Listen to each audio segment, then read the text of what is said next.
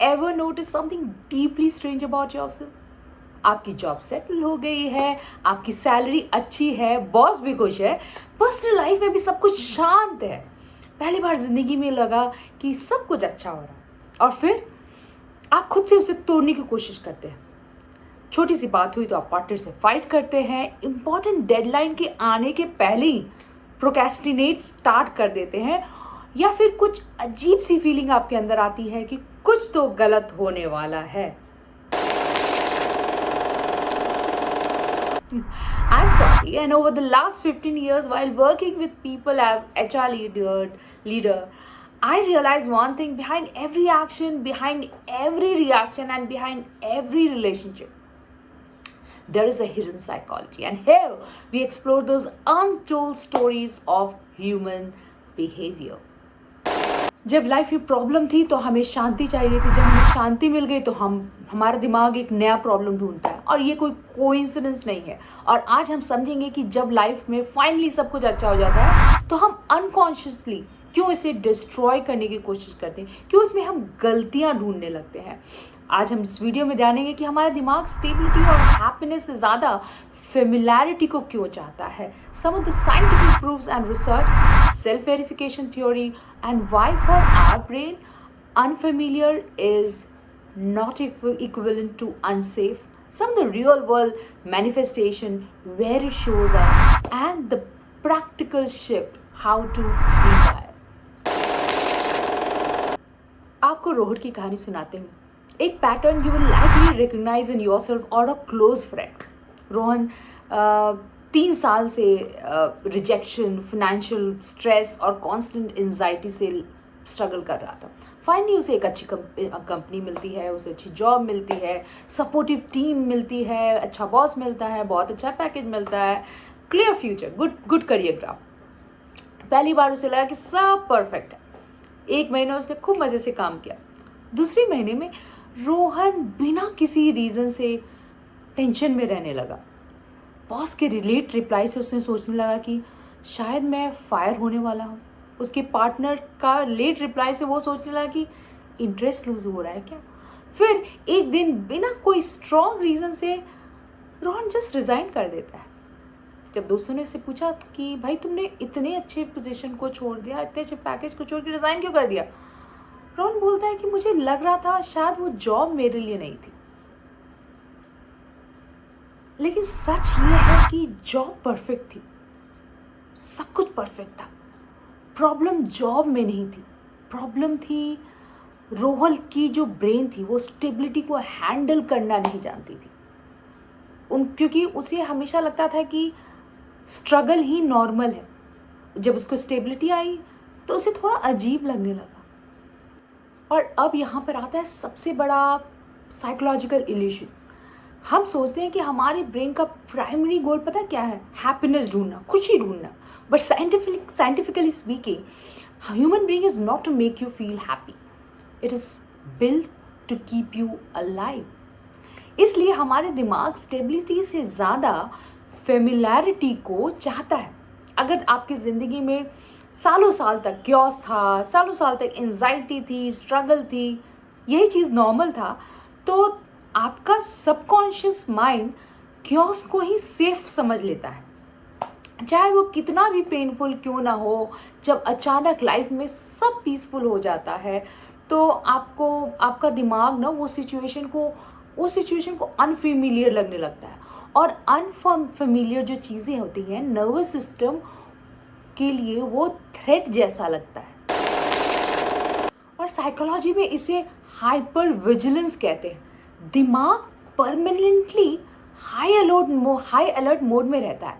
इसलिए subconscious mind में एक काम करता है, वो सिचुएशन को वापस से फेमिलियर क्योटिक स्टेट में ले आता है, अननेसेसरी फाइट करके, अपॉर्चुनिटी को छोड़ के, या फिर कुछ सेल्फ डाउट रख के।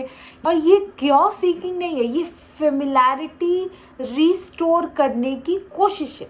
और इसके पीछे साइकोलॉजिस्ट विलियम स्वॉन की एक फेमस सेल्फ वेरिफिकेशन थ्योरी है। स्वॉन की कोर फाइंडिंग्स है कि ह्यूमन बीइंग जो है ना, वो अपने एग्जिस्टिंग सेल्फ इमेज को वेरीफाई करता है, चाहे वो सेल्फ इमेज नेगेटिव ही क्यों ना हो। अगर आपके सब कॉन्शियस लेवल पे ये बिलीव करता है कि मैं कभी लॉन्ग टर्म में कभी स्टेबल नहीं रहूँगा, मेरे पास कभी उतना पैसा नहीं रहेगा, मुझे हेल्थ की इशू होगी, अगर ये सबकॉन्शियस माइंड आपके दिमाग में ये बिलीव कर चुका है, आपके दिमाग ने ये चीज़ को बिलीव कर लिया है, तो आपका दिमाग हमेशा एक्टिवली इसी सिचुएशन को ढूंढेगा और उसे साबित करने की कोशिश करेगा। क्योंकि जब रियलिटी हमारे सेल्फ इमेज से मैच करती है तो दिमाग को एक अजीब सा कंफर्ट मिलता है। और इसके साथ नोबेल प्राइज़ विनर डैनियल कानेमन, जो मेरे एक फेवरेट राइटर है, उनका कंसेप्ट आता है जो है लॉस एवर्शन। जब लाइफ में सब अच्छा चलता है तो दिमाग का फोकस इसे एंजॉय करने में नहीं होता, उसे वो शिफ्ट कर जाता है कि उसे डर लगने लगता है, इसे खोने का डर हो जाता है। क्या होगा अगर मैं ये सिचुएशन हट चली जाएगी, मेरे पास बहुत पैसे हैं, क्या होगा मेरे पास कहीं कोई पैसे नहीं रहेगा। तो ये लॉस एवर्शन, ये दिमाग ऐसे शिफ्ट कर जाता है।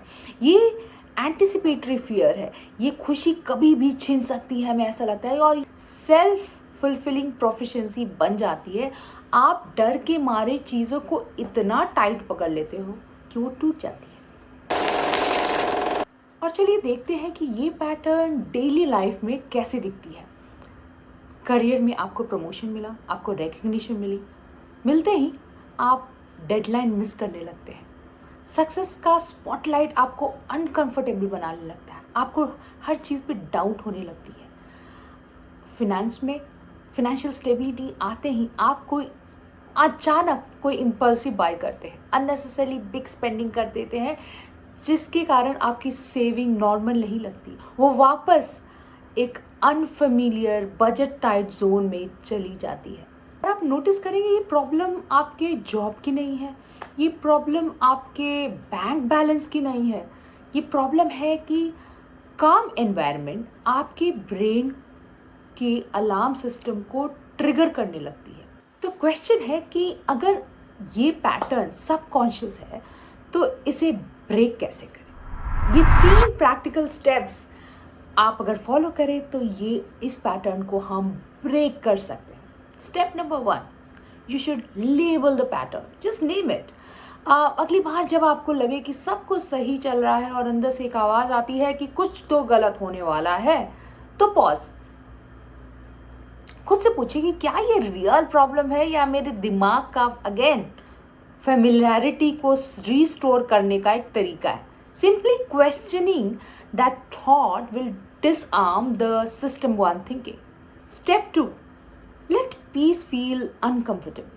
अगर काम स्टेट अनफेमिलियर लगे, हम बहुत सारे लोगों के लिए काम स्टेट अनफेमिलियर लगता है एंड दैट्स अ पैटर्न, तो आप उससे भागिए मत, उसे अनकंफर्टेबल साइलेंस के साथ 2 मिनट बैठिए। जैसे अगर हम जिम में जाते हैं, हमें स्टार्टिंग में तो डिस्कम्फर्ट होता है ना, मसल्स पेन्स होता है, दर्द होता है, बट लेटर ऑन हम बिल्ड कर लेते हैं वो कैपेबिलिटी, मसल्स मेमोरी बिल्ड कर लेती है। वैसे ही पीस भी एक इमोशनल मसल्स है।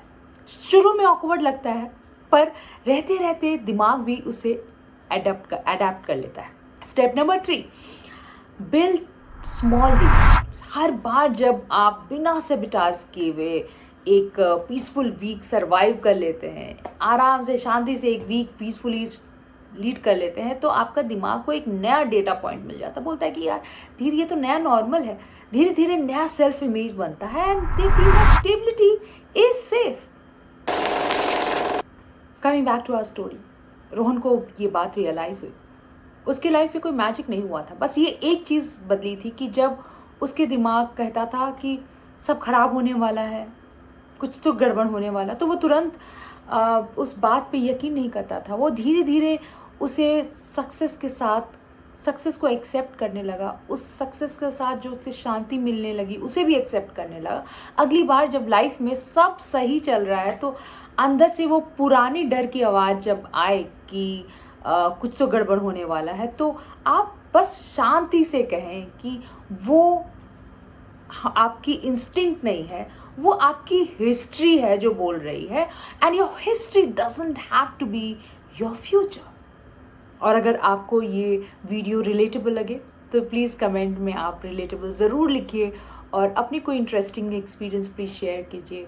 और अगर आपको साइकोलॉजी को कॉन्वर्सेशनल और रियल तरीके से समझना पसंद है तो please subscribe to my channel. Till then please take care of yourself. Thank you very much.